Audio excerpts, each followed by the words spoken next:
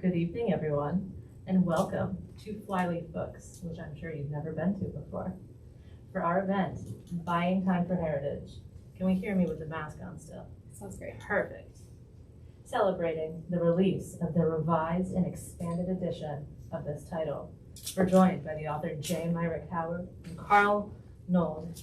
I said your last name right? Perfect. Both of whom have dedicated themselves to historic preservation through the nonprofit Preservation North Carolina, among others. On a personal note, I asked for the opportunity to do this intro and moderation for any questions at this event because I had the pleasure of taking Myrick's class for historic preservation while completing my master's in city and regional planning at UNC. I still consider this course to be one of the best I've taken at UNC, and it did foster in me a love for older buildings and specifically the Gothic Revival architecture style. Though I took this course while classes were still online and unfortunately missed the preservation tour of Chapel Hill that you mentioned from prior classes, your passion was electric and one of my favorite parts. Well, thank you. That's very cool. I have more to say too. Therefore, is it catching the blush? yes, it matches your shirt. It's okay. Oh, okay, cool. Good. Therefore, I can attest firsthand to Myrick's passion and knowledge around historic preservation, whether that be through identifying different styles of brickwork or knowing the minutiae of revolving funds. The state and historic preservation professionals more generally have benefited from his knowledge and long tenure with Preservation North Carolina. He started as president in 1978, and under his leadership, PNC has become one of the most preeminent preservation nonprofits in the U.S. Since 1988, he has been the professor of practice in historic preservation at Carolina Planning, though that tenure will sadly end next year, it sounds. And though he has retired from the role of president of PNC, his knowledge and passion will continue to support the field in the form of the revised Buying Time for Heritage. And tonight, Myrick is joined by Carl Nold, the treasurer of PNC and a secretary for the board of North Carolina Opera. For 17 years, he was the CEO of Historic New England, the oldest and largest regional preservation organization in the U.S. Responsibilities included preservation and interpretation of 38 historic sites in 6 states and oversight of 114 privately owned historic properties. Between the two of them here, I'm certain they've aided in saving and preserving more than 1,000 properties. Carl is also a member of the grant-making board for the George B. Henderson Foundation for 14 years, supporting preservation work in Boston. And he's also chaired the American Alliance of Museums and was the recipient of the Codman Award for Lifetime Achievement in Historic Preservation from the Boston Preservation Alliance, as per the bio you sent me. So, all of us here are truly a lucky group getting to hear from 2 nationally known and respected experts in historic preservation. So without further ado, I will get to what we came here for and give Carl the microphone back. Thank you. Thanks, Jordan. And thank you all for being with us tonight. You know, I think we're very fortunate that WRAL set the stage for us with a story over the weekend that perhaps some of you saw that told us that according to the National Park Service, North Carolina ranks number 8 out of all 50 states for what they said was the most historic homes. So this was an interesting story.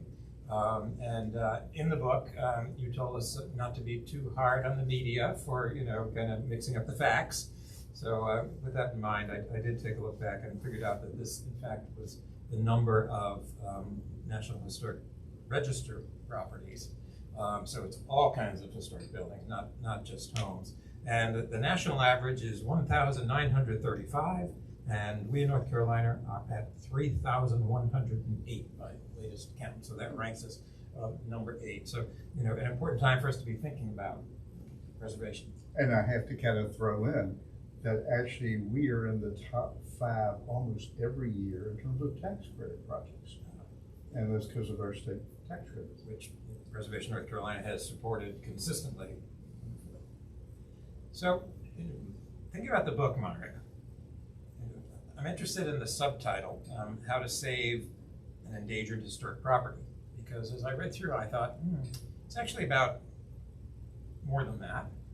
I would characterize Buying Time for Heritage as a combination of a how-to guide for historic preservation best practices with a selective history of Preservation North Carolina, illustrated by some of the projects that model those best practices that you described. So that's what I took away from it. What was your intent when you wrote the new edition? The intent really is that it be a how-to, in the sense of, how to look at these properties and find solutions for them.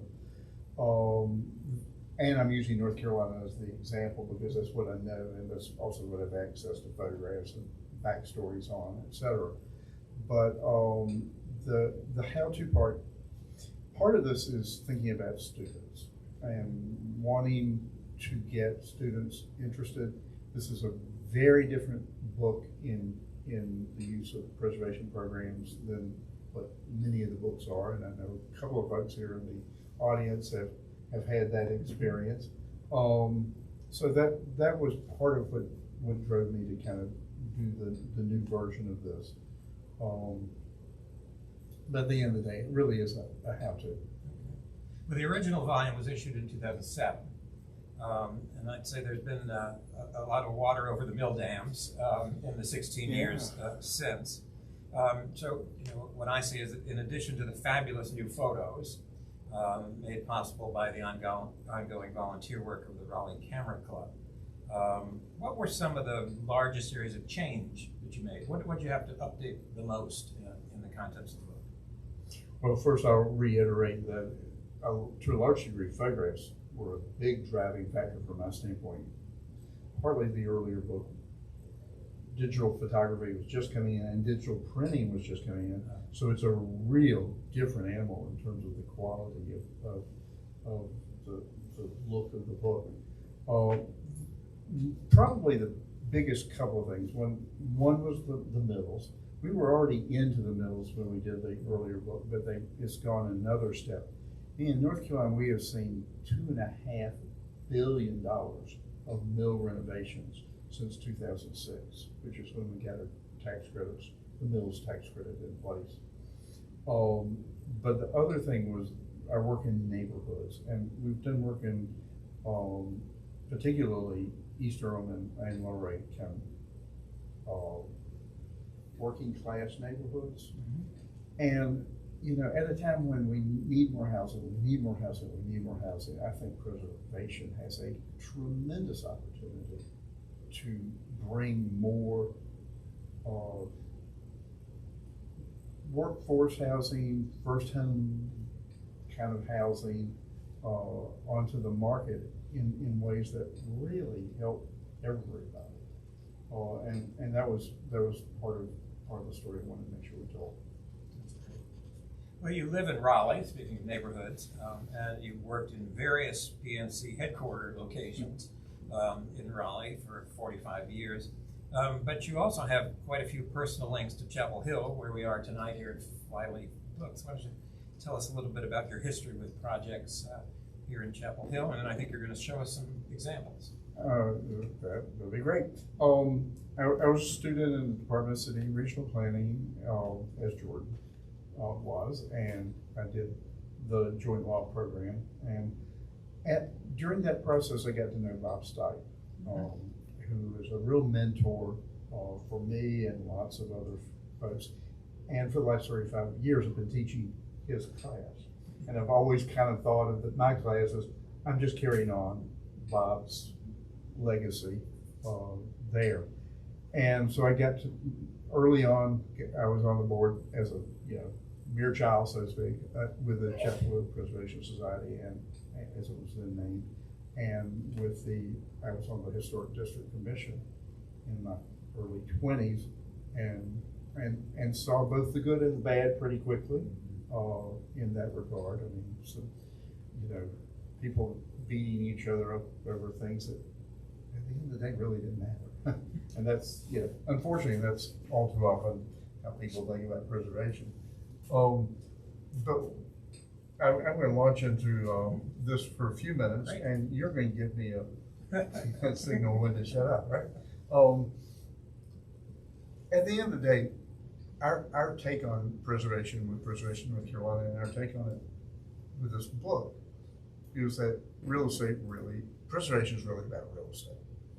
I mean, when there's a problem out there, it's a real estate problem. It has to do with the ownership or the dirt underneath the building or the surroundings or, you know, what kind of condition the property is in.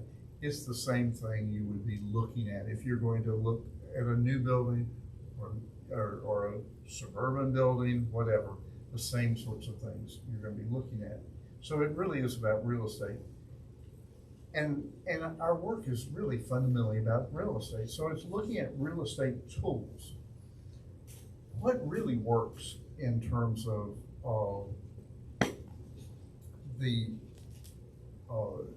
an analogy for Preservation North Carolina's work is that we're animal shelter.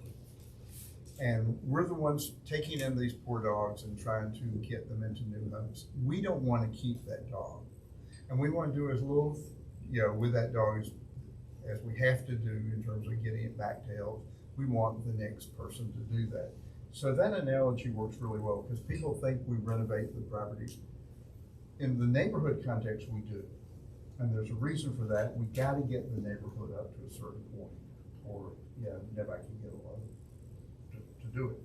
But generally speaking, we're passing these poor dogs and poor kitties over to a new person to take them. Through the years, it's been referred to as a revolving fund. And the concept of a revolving fund in preservation is you buy a property, then you sell it, and then you use those proceeds to buy the next property and you sell it, and you replenish the fund as it's going on. Through the years, I would find that people would say, how large is your revolving fund? How much money is in your revolving fund? And that's absolutely the wrong question. That indicates that's a bank account and you gotta have money in that bank account to do the work. Much of our work was done without money, but it was done with staff that knew lots of different ways of approaching property and lots of tools out there. I mean, who knows more about the tax credits than we in preservation, so why aren't we using that, for example? We know easements, why aren't we using those tools? So I now look at our property work as really a toolbox with a lot of different opportunities to work. Now for the chocolate for a moment. The first property we worked with was here in Orange County, Bingham School, and it was typical of its time. This is plus or minus 1977. There was no market for a rural house in North Carolina. That's sitting vacant for years, historic. There was just no market. I mean, it was kind of like they just sat out there and rotted away, and a lot of times the family would kind of think, oh, granddaddy's house, isn't it sad that it's just rotting away out there? Can't do anything about it. Well, we got option on the property, and we work a lot with options. Options are a way of getting in with a property, getting site control, and then finding a buyer. So we sold it, B&B. They've done a beautiful job. It's been beautifully maintained through the years. You know, another option property in Orange County was north of Hillsborough, the Hester House, beautifully renovated and off the grid. You know, a lot of folks think there's some sort of, difference between, preservation and various forms of energy conservation, et cetera, but actually they go hand in hand. For example, the solar panels are on the back sides of the outbuildings, and but the property is off the grid. Beautiful renovation. Here, just downtown, was the Edgar Kidder Graham House. This is a remarkable photograph in the sense that there are 5 people in the photograph, and 3 of them at one point or another served as president of the University of North Carolina. Kind of a weird. Edward Kidder Graham being in the center. He died young as president and was much loved. So who else but us is going to market this house looking this bad for $900,000 and actually expect to find a buyer? Now, knowing real estate as we knew it, what we found is we had to change the lot lines from the lot line cutting through the middle of the house to having the lot line behind the house so that there was an extra lot. So this was 2 lots that we were selling rather than 1 house. And we put the restrictions on the house so it would be preserved. And a beautiful renovation has been done. Again, tax credits were available for that renovation and used extensively. We've worked for a number of years with Airmount in Hillsborough, which was renovated by Dick Jenrette. And we managed it for 18 years, but what we ended up doing, and this is very real estate oriented, we got a foundation to give us a piece of land in Chapel Hill, which we then sold and used that money to buy a piece of land in Hillsborough that backed up to Airmount. And we had these contrasting contracts going. Our board, you know, we're borrowing $1 million, and the board's kind of going, what? Okay, so it ended up that we bought the site of the historic Occoneechee NASCAR Speedway, got it on the National Register, and it is what saved Airmount from having a 4-lane road cut through the back of the property, because we were able to use the two properties together to get us there.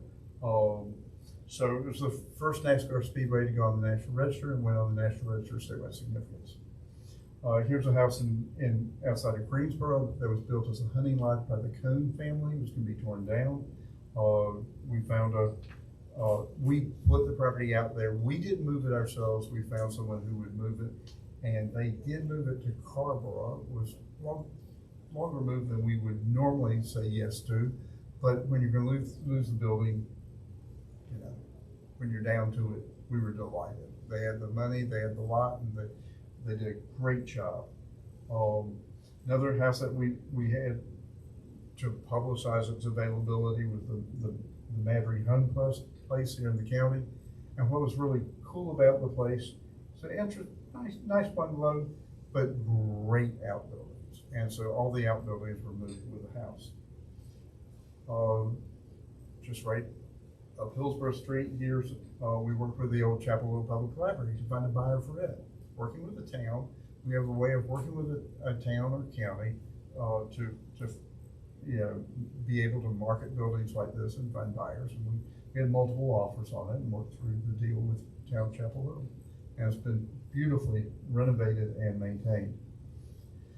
A lot of what we've done in this area has been with easements. Easements are when people voluntarily put restrictions on their own property that are permanent restrictions.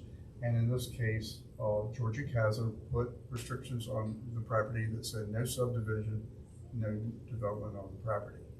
It's 3 to 4 building lots. And we know in the current climate, right next to the university, what 3 to 4 building lots would do to this. The house might not be lost, but the setting could certainly be lost. I mean, to see that much grass right across the street from the University of North Carolina is pretty amazing. By the way, just up the street from Mincy Press. So that was the Hooper Kaiser house, and you may think we're being redundant. This is the Nash Hooper house in Hillsborough. It's another case of this, where there was a lot of dirt with the house. House is a National Historic Landmark, which means the highest of the high historically. Home of one of the signers of the Constitution. And the owners put restrictions on it. That was Terry Sanford's sister put the restrictions on it. That was 25, 30 years ago. These are permanent restrictions. So no subdivision, no demolition, no alteration without approval, no additions without approval, no cutting of trees over a certain size, etc. And that house just celebrated its 250th birthday. Another situation was with Chatwood in Hillsborough. The owner of the house, very early house, the owner of the house put it in her will that she wanted restrictions put on the property when it was sold. And the bank, which was trustee, said, no, that was just advisory, that didn't count. So we had the meeting in the room full of lawyers. And we got the restrictions on it, and it's been beautifully taken care of through the years. Absolutely beautifully taken care of. It's got quite a bit of acreage with it. Coker House, sitting on 3 acres. Again, imagine what would happen in Chapel Hill with any other house that has 3 acres of land, on a stone's throw from the campus. So the restrictions were put on it in the 1980s, and we came back, and Chapel Hill Preservation had the restrictions and turned over the rights for the restrictions to us, and we substantially increased the restrictions on this house. Fabulous house, very, very, very important person in Chapel Hill history. All sorts of things are named for William Coker. And some of the outcroppings are still there around the house. Paul Green's house, we have restrictions on it. Again, when you look at the land there, you understand why it needed to be restricted. Again, every square inch of that dirt is developable without the restrictions. And the restrictions mean they'll be there in perpetuity. Ward Kaiser House, much smaller house. Again, small houses are in trouble in many of our areas. The Albert Vaz Coates House, which is with the founder of the Institute of Government, now School of Government. Mrs. Coates wanted to make sure the house didn't get torn down by the university, so she put restrictions on it. It's right there, 1 house away. In Century Modern, the William Fleming House, we've got a handful of those around the state. Now, we do not have restrictions on Chapel of the Cross, but do any of you have any idea who the Chapel of the Cross is dedicated to the memory of? Okay. Well, it was dedicated to the memory of William Rainey Holt, whose house in Lexington was in trouble. Had a Firestone station on one side and an Amoco on the other side, and the house was in more than an acre of commercial land. We found a buyer for it. We did a great renovation, beautiful renovation of the William Rainey Holt house.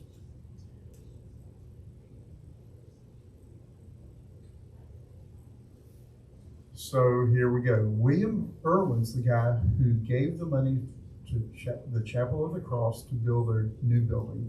The larger building was donated by William Irwin. Where did he make his money? In part at Glencoe, which is one of the mills that we've worked with. And we work with the entire mill village and mill at Glencoe, just on the other side of the Alamance County border. Before and afters are amazing. The mill went out of business before I was born. How's that? Not much before I was born, but I like to say that. And you can see the buildings have been vacant for years.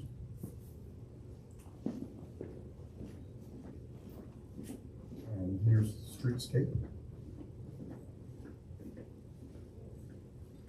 before and after. And then to wrap things up, here's another one, another Chapel Hill connection. Thomas Day. Thomas Day did a bunch of woodwork for the University of North Carolina. Unfortunately, almost all of it ended up being the landfill in the 1950s, 1960s.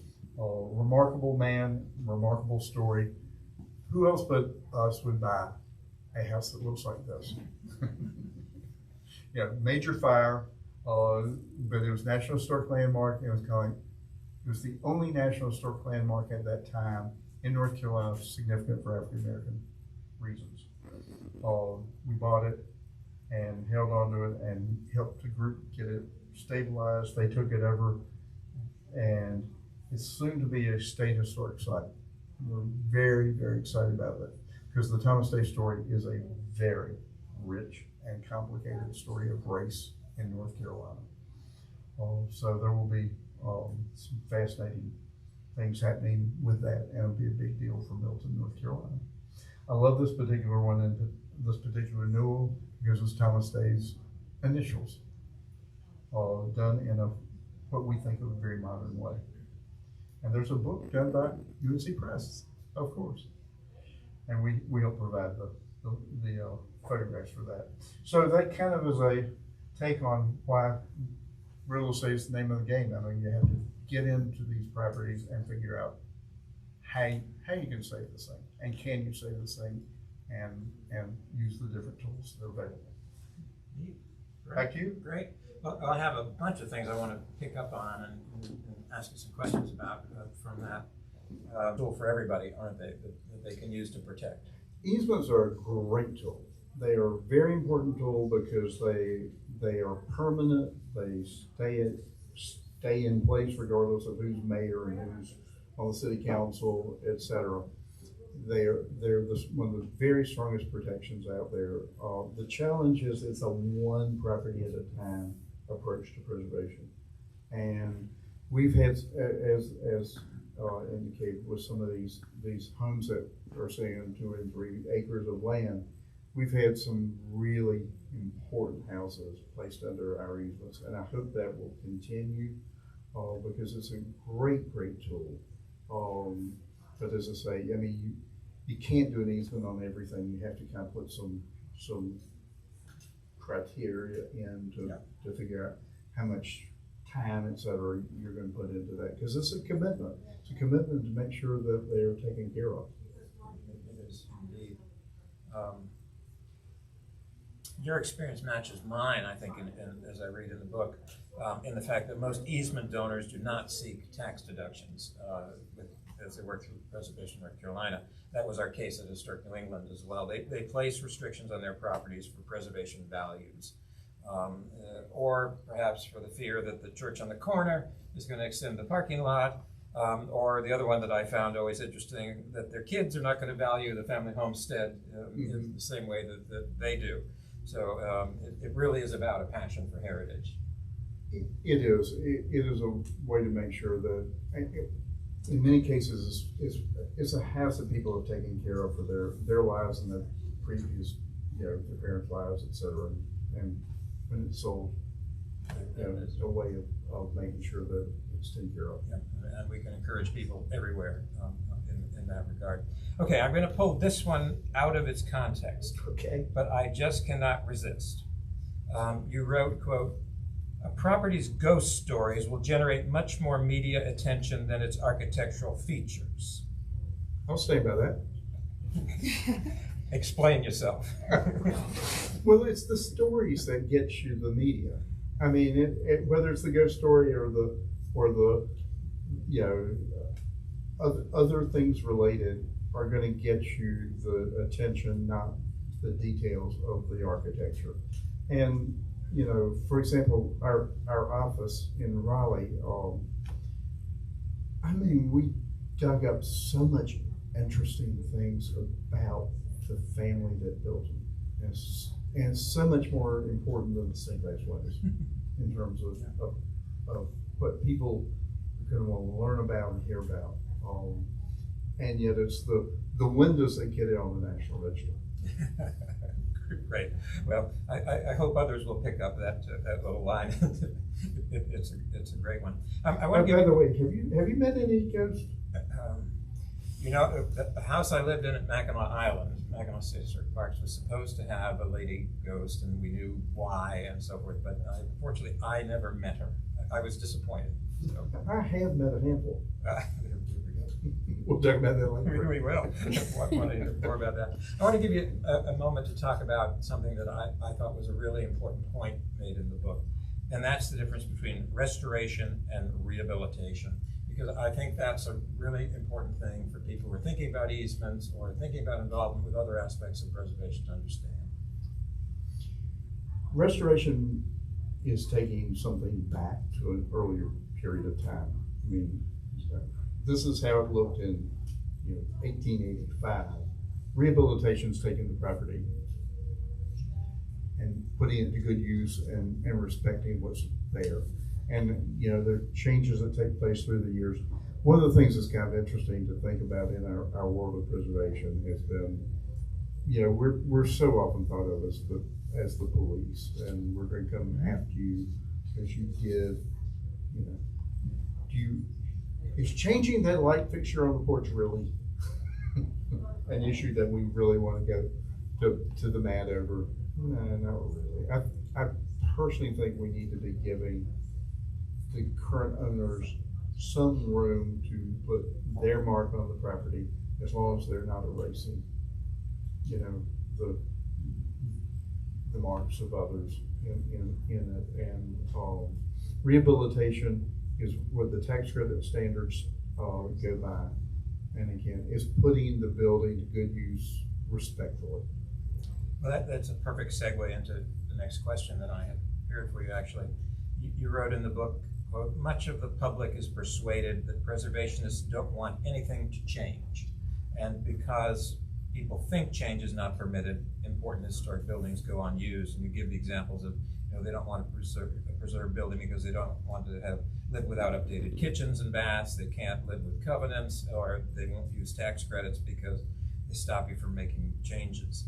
So this is a really interesting question in terms of public perception. Are preservationists open to change, really? Yeah. I think a lot of preservationists are. Now, I have to kind of start out and say we probably approved at least 50 jacuzzis. We probably approved at least 100 garages, etc. And lightning has not struck us yet. I think most folks professionally in preservation and closer into with these organizations understand the evolution is part of the process in terms of dealing with these buildings. I mean, they do change. They have changed. They will change.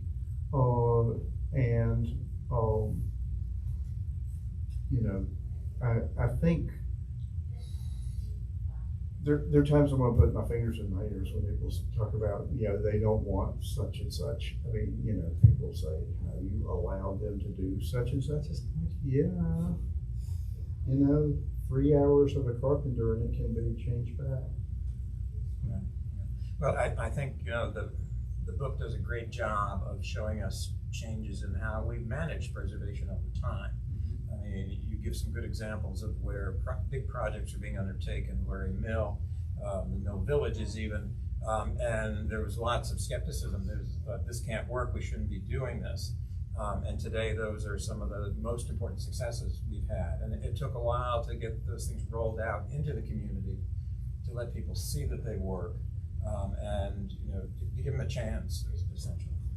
And one of the things that I hope people, I particularly want students in a way to kind of get to this in a way, is it also takes staff and board commitments.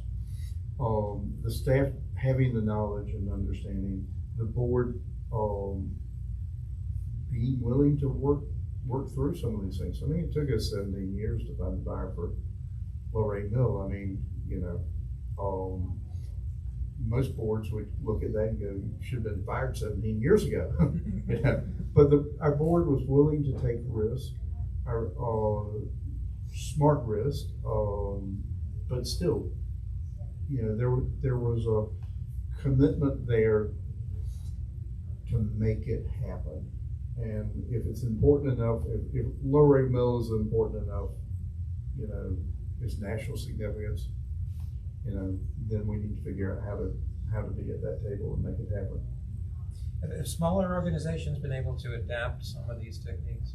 There are some organizations that have done very well on a volunteer basis. They usually have to have 1 or 2 live wires that kind of keep it glued together. And there have been times, for example, we've worked in East Durham, but prior to that, a group of neighbors in the Lakewood area kind of went in together when slumlords when you're buying a house for $15,000 and $20,000 and stuffing 8 people into it, that's not good for a neighborhood. And a group of neighbors went in together and did it. There was no organization actually. What we did was we put the easements over with Preservation Durham. So we've seen people actually do it a neighborhood thing. We've seen people do it with through organizations that have been volunteer. Yeah, I think a great encouragement to give it a try, give it a chance when we think about changes from what we've done in the past. Amen. Back in the 70s and 80s, indeed, when you and I both came of age in preservation, and Indeed, historic preservation itself matured after the Historic Preservation Act of 1966. You noted, quote, "We wanted to broaden the preservation movement to encompass historic districts, downtowns, adaptive use, vernacular architecture, and diversity," unquote. Have we succeeded? I think we've moved a long way from where we were. I mean, as in, for example,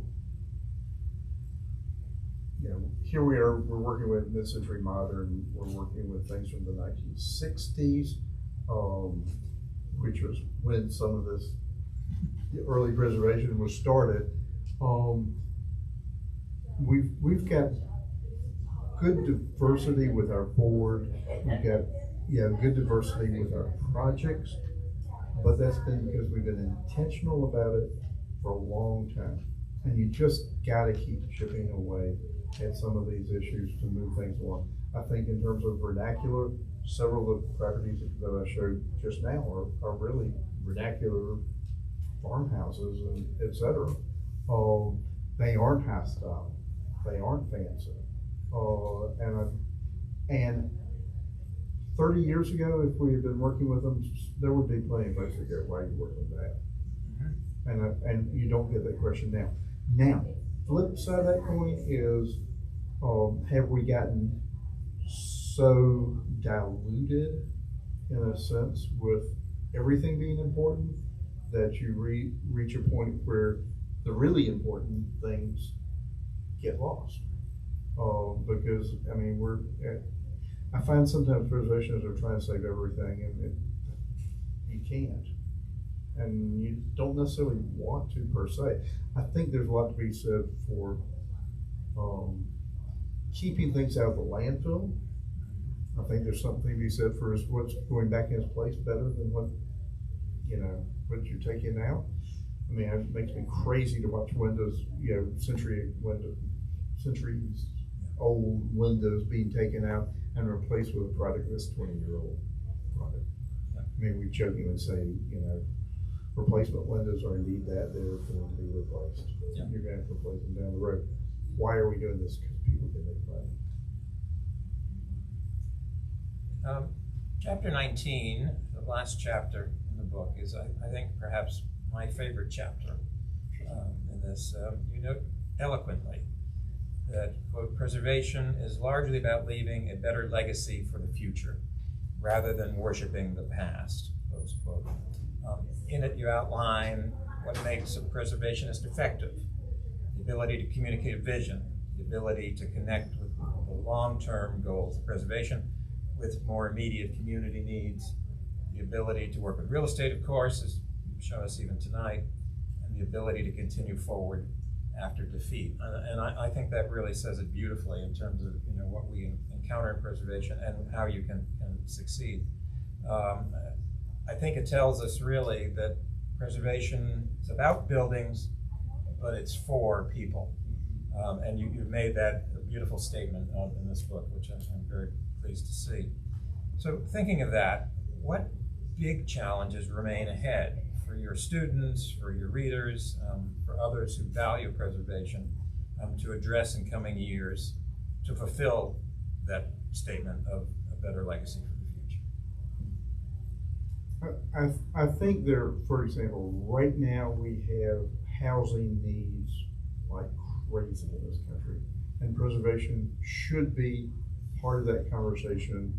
I mean, we're tearing down, I think we're tearing down about as many buildings as we're replacing them with, and what we're replacing them with in many cases is pretty doggone expensive.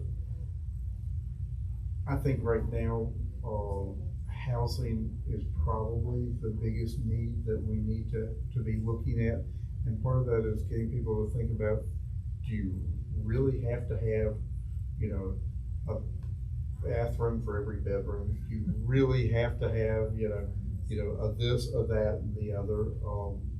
And one of my former board members used to say, we really shouldn't need more than 1,000 square foot per person. And when we're, I think housing is probably where we most need to be putting our attention, and if we did that, it'd keep us plenty busy and with some great results. I would suggest that also spills over into the climate change challenge, that we're facing in every aspect of our lives right now. At a smaller building, easier to deal with those issues too. Well, I can't get the statistics exactly right, but landfills are real high up there in terms of greenhouse gases. In fact, they are about as high as cars are, and a pretty high percentage of that is coming out of demolition. So every time we have a demolition of a building, you're putting about a 60 to 70 year catch-up period for whatever gets built there. You cannot build a green building on the site of something that's been demolished. It just, there's too much, loss. Yeah. And I think there's a lot to be said. And walking, being able to use public transportation, et cetera, is one, of things that we in preservation need to be helping promote every way we can. Seems to me that some of these questions about tear downs and so forth also go back to the division between focus on wealth and focus on community. One of your values here is the ability to connect the long-term goals of preservation to the more immediate community needs, so that we think about what are our effect are our actions having on the community rather than what are they doing for us, and that's become a bigger and bigger issue. Amen. In my experience. Well said. Well, and you did it well said in laying out that vision. I wonder if we Thank have you for reading it. I wonder if we have any questions from the audience. Question. I own a mid-1970s home that has been altered. And I'm just curious if there's any advice you have in terms of getting through the red tape of trying somehow to find original plans for the home. Given that it's not a super old home, I'm wondering, is it possible that this exists somewhere in the archives of my city?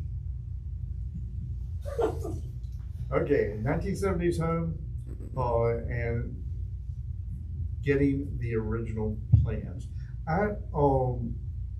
They might be in archives in a planning department, etc. But having the original plans, you might well be able to get somebody to take a look at that can read the house, and without per se finding the pieces of paper. And bear in mind that a 1970s home might be coming up on eligibility for the National Register if it is of significance. However, there are various ways it might be significant. I wouldn't get so hung up on finding the plans as I would understanding how the house, what changes have been made, and to what degree do you want to undo the changes or make new changes to make it work. I mean, should we say 1970s houses were built better than houses in the 1980s, which were built better than the houses that were built in the 1990s. You see where I'm going with this. I'm sorry to say. I mean, I hate to say this, but I sure as heck would not want to buy a new house unless it's custom built. The materials are not there. You start kind of going, okay, heating cooling system has an expected life of 10 years. Refrigerator has an expected life of what, 7 or 8? Dishwasher is a 5-year thing. Windows are about 20 years. Some of the structural stuff is 20 years. I mean, when you start having, that plywood gets wet once, it's, you're out of luck. Makes me crazy. Again, a good reason for us to focus more, as we are trying to do now, on modernism and saving those things. At Historic New England, we were working very hard to save the architectural archives of small firms, individual practitioners, 2 or 3 architects that, when they retired or died, these things were typically thrown away. And we worked hard to try to get that material into our architectural archive so that it is there to answer those kinds of questions. I have a 1939 duplex, and I found the damn plans in the house. And they just, how they survived is a minor miracle. It was an architect designed 1939 duplex. Tell us about the ghosts. Oh Lord, I know I shouldn't have brought up the ghost. Let's see, I met Miss Gertrude Wheel a handful of years after she died. She helped me on a cleanup project of her house. I mean, it was kind of like nobody else was there, The one in particular though was Dr. Cavness. Our office was in the Cavness house on Hillsborough Street in Raleigh, across from the Chancellor's house. Great house, and nice day. You'd hear about 5:30, 5:45, 6 o'clock. You'd hear the door downstairs open, close, and you'd go downstairs and the door's locked.